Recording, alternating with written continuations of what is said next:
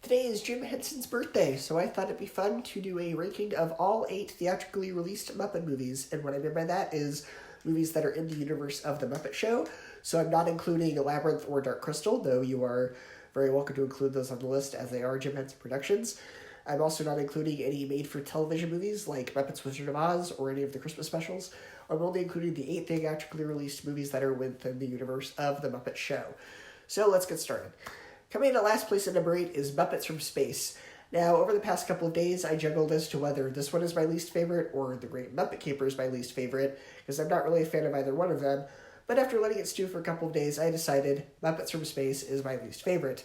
The main issue with that is that it kind of ruins the character of Gonzo.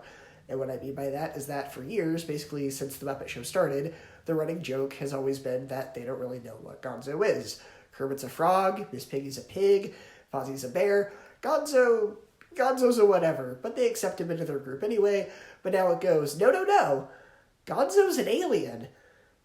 That's not really a question we were asking or wanted an answer to, and it kind of ruins that running joke. On top of that, it just doesn't have the charm or humor that a lot of the Muppet movies have. It just kind of, as far as the humor goes, it just doesn't work as much. A lot of humor falls really, really flat. And making Gonzo the main character just doesn't work. He feels better as a side character, so making him the focus just doesn't work as well. He doesn't really carry the movie very well.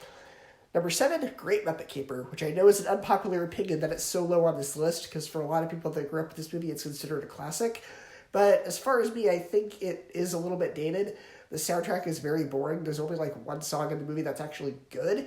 And as far as the plot goes, it feels like the odd one out.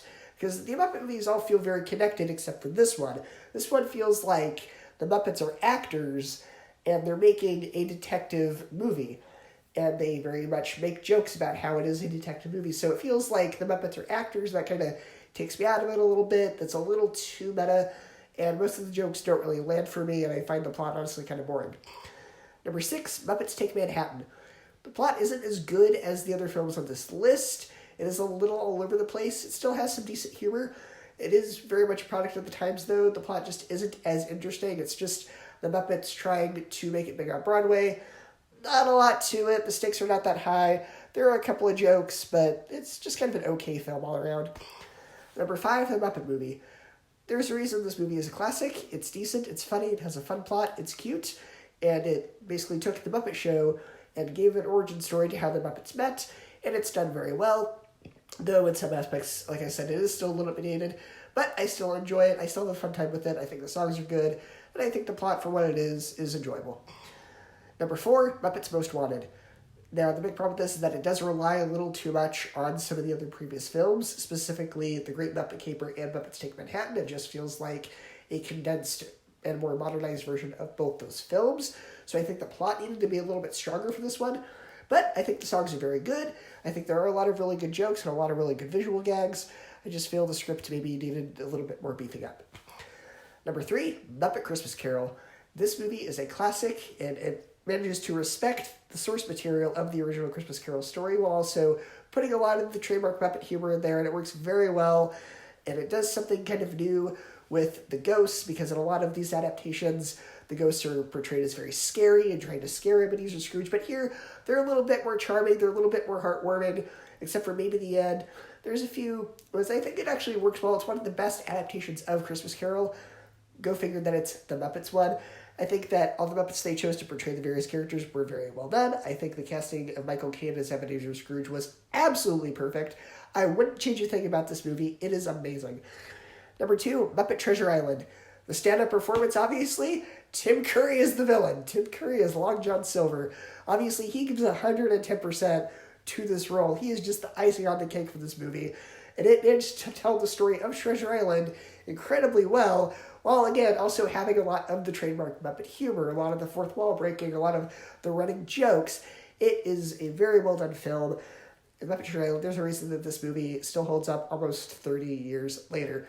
But coming in first place is The Muppets from 2011.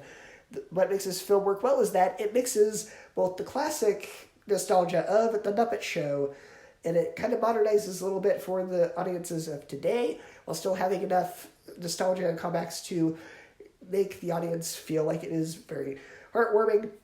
They did a very good job at honoring Jim Henson's legacy with this film. I think it's absolutely hilarious.